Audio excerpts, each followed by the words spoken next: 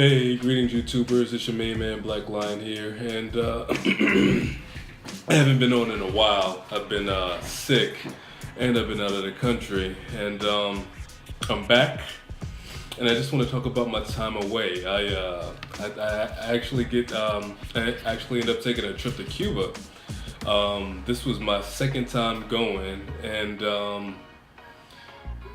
it was better than the first time. It didn't rain, the entire time like it did the first time. So I actually got to enjoy some places that I hadn't been before. I got to go to Old Havana. I got to go to, explore the nightlife and see different things and just things that I didn't see the first time. And it just makes me kind of love Cuba even more. There are some downsides to Cuba. I discussed that on my other travel channel, but that's neither here nor there. Today, what I am here to talk about is the food and the food over in Cuba. And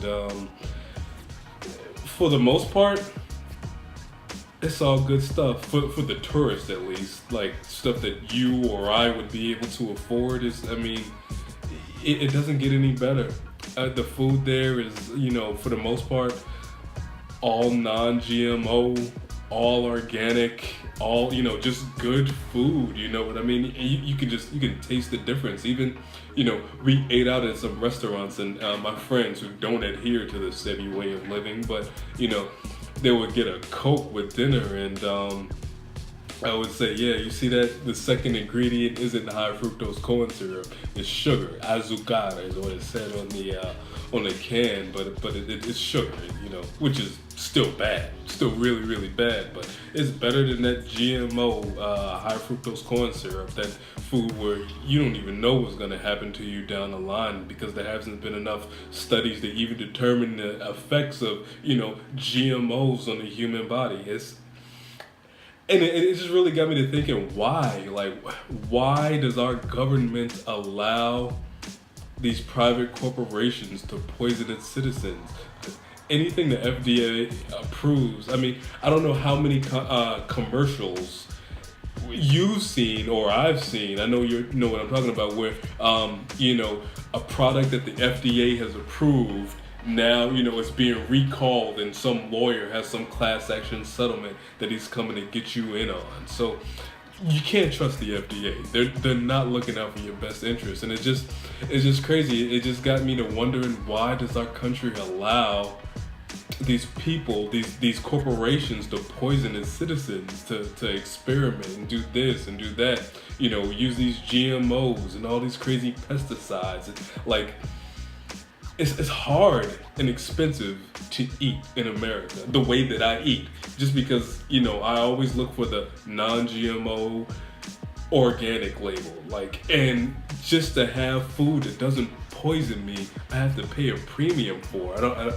I don't think that's right. But in Cuba, you don't have to worry about that, man. It's like, you're not getting fake food just because of embargoes and everything that I don't even know if without them it would have made a difference, but just because of embargoes, then a lot of people don't do business with Cuba just because the American embargoes that were placed upon them. So I guess and just looking into documentaries, a lot of this stuff is organic, all grown there on the island. People take pride and getting a good yield to give to the people, and it's a communist country, so the government feeds the people.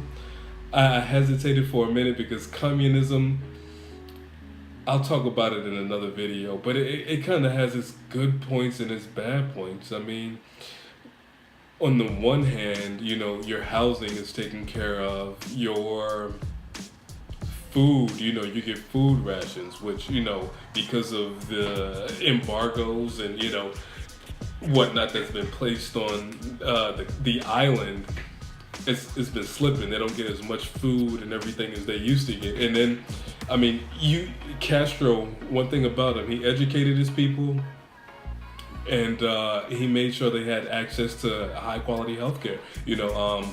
Cuba trains doctors. Some places in America send their doctors, places from around the world rather, send their send their not law, but medical students to Cuba, and they receive a world-class education. I mean, Cuba educates its people, but like I said, it's a communist country, so you can only make so much money with all that education that you're going to receive and all of that,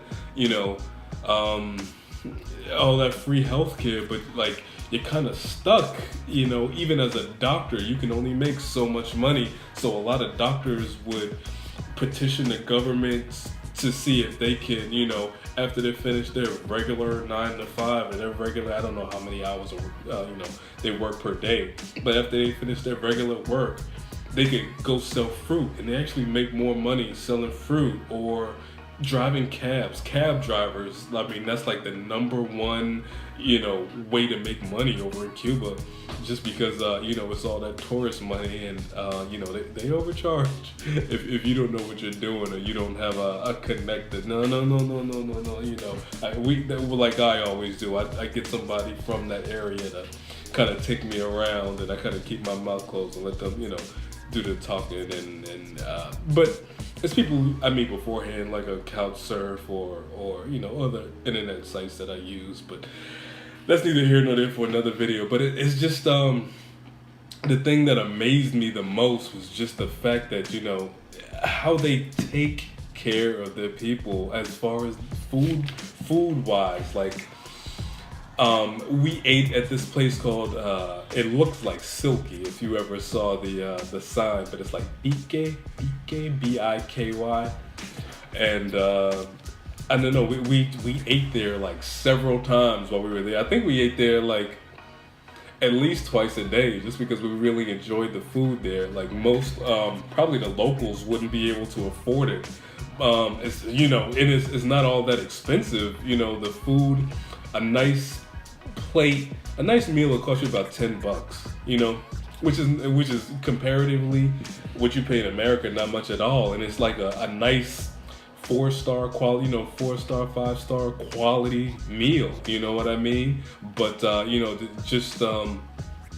it's just not expensive at all. Like I said, people who live there, they probably only make like $20 or $30 a month, just depending on your job, so they wouldn't be able to necessarily afford food like that. But we have American money, so we're able to afford it. And I will say, like, the street food, I didn't enjoy all that much. Like the little Cubans or those little sandwiches and whatnot, they were kind of gross. They were kind of gross. But the places that a standard American tourist, which I try not to be, but a standard American tourist would enjoy, I went there and I enjoyed the food as well. They had the small little the small little bananas that Dr. Sebi suggests you eat. So I ate a bunch of those while I was there, and fresh fruit, all had seeds. Like, think about this. I was having this discussion with some of my friends down there. When was the last time you saw an orange with seeds in America? When was the last time you saw a grape with seeds in America? When was the last time you saw a watermelon with seeds in America? All this genetically modified fruit is not good for us. So even though it's a little more difficult to eat and ingest and all of that other stuff, it's real food. It has real seeds. I was so thankful to be someplace where I didn't,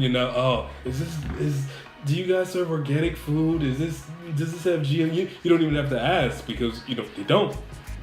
So it was just really, really, really good, really refreshing. If for somebody trying to get on the Sebi diet, the alkaline diet, what have you, going into a place like that would not be difficult at all. I mean, you probably would be hard pressed to find some place that serves quinoa. They do a lot of rice. You wouldn't find the volcanic rice or the wild rice that Dr. Sebi suggests, but you would be able to you would be able to find fresh fruit. That's one thing you can get. Like, you can get your mangoes. I don't know that they have the type of oranges that are on the Dr. Sebi diet, and pineapples are not, on the diet, but you find your fresh pineapple. All the food is non-GMO. Is basically what I'm trying to say in the in the long way. But everything is non-GMO, so you get your fresh food, and you're not worrying about all the pesticides and all kind of genetically modified garbage that you're putting in your body. You can just get real food, and you don't have to worry about is this going to kill me? You know what I mean? Is this going to give me cancer? What are the long-term effects of putting food like this in our body? And we just don't have the research. We just don't, they're not going to do any studies. Monsanto owns, everything you eat. So I doubt a study would ever get done, or a study, if a study got done, it wouldn't come to light because they would suppress it.